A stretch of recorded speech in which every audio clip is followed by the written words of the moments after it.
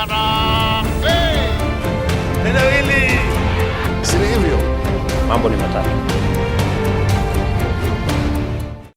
Ladies and gentlemen, good morning and welcome back to our channel once again. Kenyans are raising serious questions about the accident that claimed the life of the late Cyrus Jirongo. The video you are seeing on your screen there is the wreckage of Cyrus Jirongo's car. That is where Cyrus Jirongo lost his life.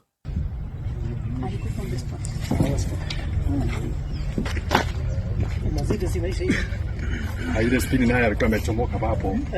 Temia yake alikuwa anafanya. Kama alikuwa anaingia arudishe.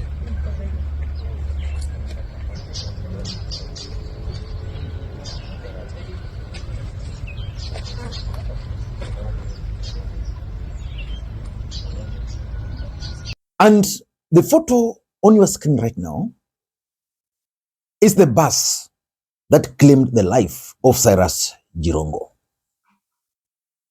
As you can see, the damage to the car is not very bad. And that's why Kenyans are asking several questions. Cyrus Jirongo was driving Mercedes Benz. That's a German machine.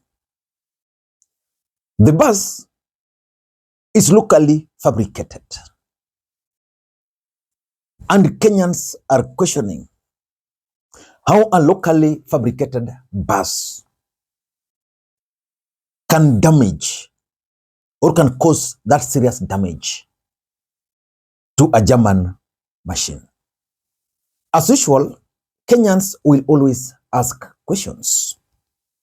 I've been following this event and I've compiled several questions because after the accident, this is what the driver said. Karai. Mimi naitwa Telas kama Gigiri. Mimi ni dereva wa Climax Coaches bus. Nimefanyia Climax Coaches miaka 8. Na ile ilitokea usiku ya leo, ilitokea accident mbali ya basi yangu na Mercedes. Mercedes ilikuwa inatoka kwa mafuta petrol station na mimi natoka Nairobi nikienda Busia. Mercedes wakati aliingia kwa hakugifwe, aliingia kwa mafuta kwa barabara na akaona pande yake gari zimeweka jam. Akaamua kuja penye niko, tukakutana kichwa na yeye.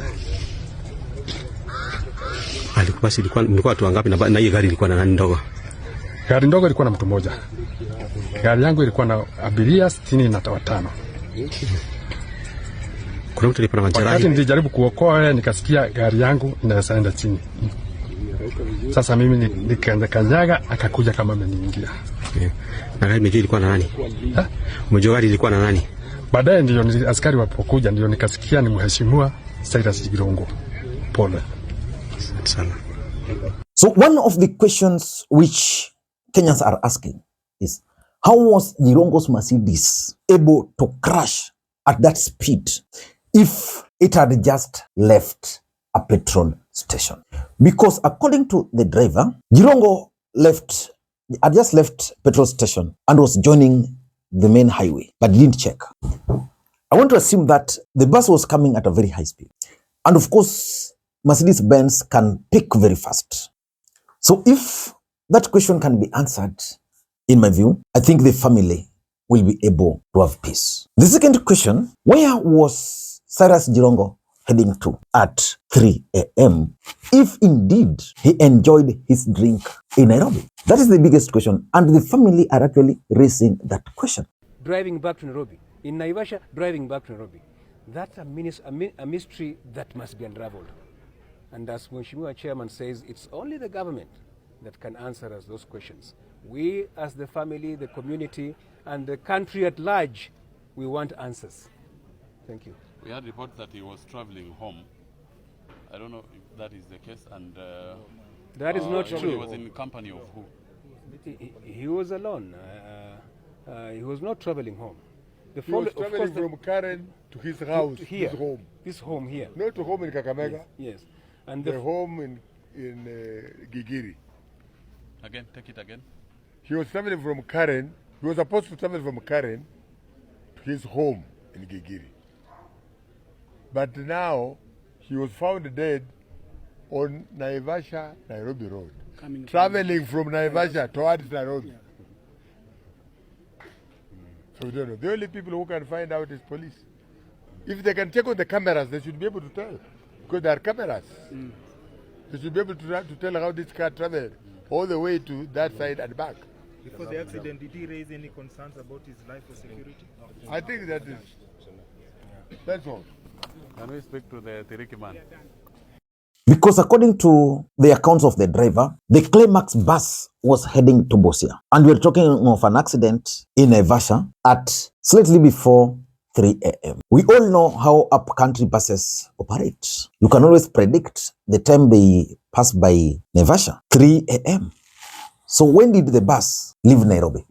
Can the bus company provide the manifest that this bus had this number of passengers, these are their details, they left at this particular time? I know normally most of these buses, they have receipts. I'm not so sure whether there are copies, especially the ones at the Machakos bus park. They might not have those records. But it's normally expected that they normally leave 9, 10 p.m. So even if they take 2-3 hours to Naivasha, that time of this accident is actually off. And that's why questions are being raised. Personally, I don't doubt that this accident happened because videos have actually emerged, like this one here.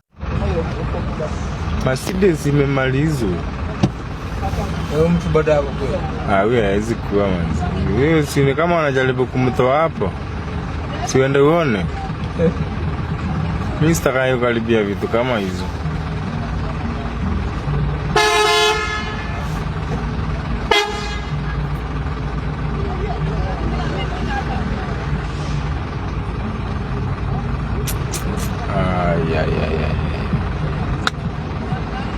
Kama unafikiri ilifanya watu walishuka ndio ikagongwa hivyo.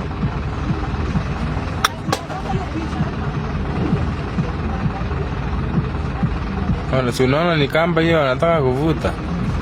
Hiyo amededi. Ukiona wakinataka kuvuta. Ni gari ligonga hiyo iko hapo hiyo lori hapo. Ile basi kwa hapa nyuma. Hizi basi za nini zinaitangwa basi za hizi za papo hivi. Ni Climax. Gari za wana sana.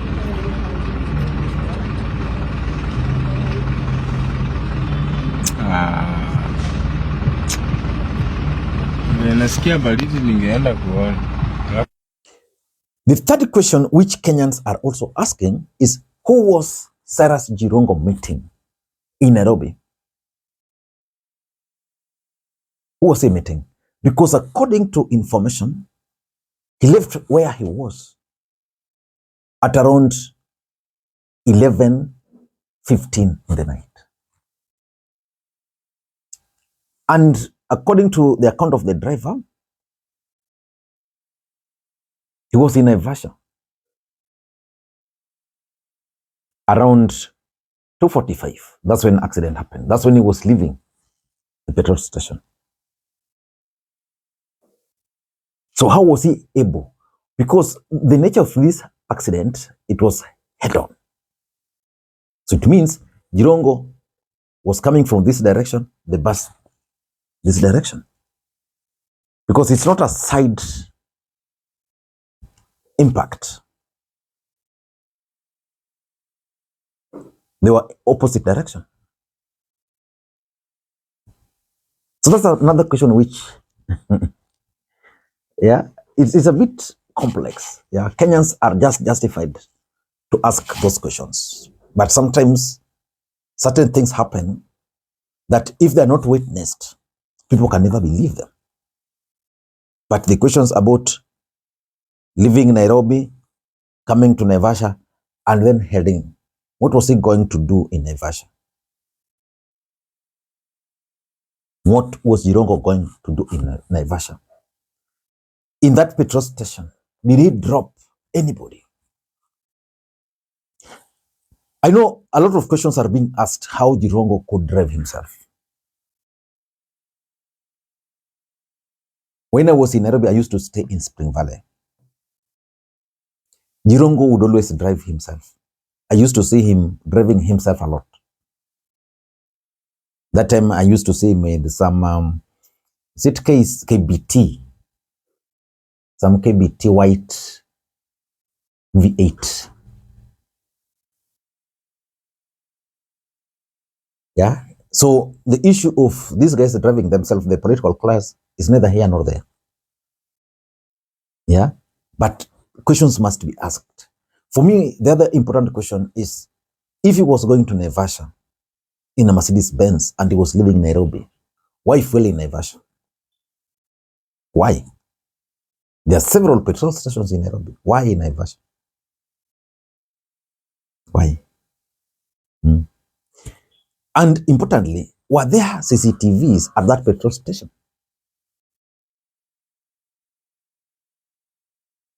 Yeah. These are the reasons why Kenyans are asking some of these questions. And another important question is, who were the passengers in the bus? That's a very critical question, because this bus had 60-something passengers in it. So an accident took place. The only video we've seen is from that truck driver, which I think was behind the bus. So someone wants to convince me that this Climax bus, the passengers there were no agencies to capture, to record. And where are those videos? How did they leave Naivasha, these passengers, to Busia? Anybody who uses those Machakos buses, they know that in most cases, people who cannot afford transport because they're cheap are the ones who use them. So it means these are people who, when an accident happens, they cannot just easily find the means to their destination. Of course, in a scene of an accident, passengers will always be there. Yeah? So how come none of them recorded this incident? Ladies and gentlemen, personally, I believe this was an accident. And it's one of those accidents where questions must be asked. Because the family needs to put this issue to rest. The main reason why Kenyans are asking questions is because of the nature of Cyrus Jirongo. His brand of politics has been critical of this government. As usual, if such kind of a person dies, a lot of theories will always emerge. But I doubt if this accident can be linked to some fishy or monkey businesses. But let us wait and see. Maybe a post-mortem will be able to tell us what really happened. Until next time, this is Makwiny. Bye-bye.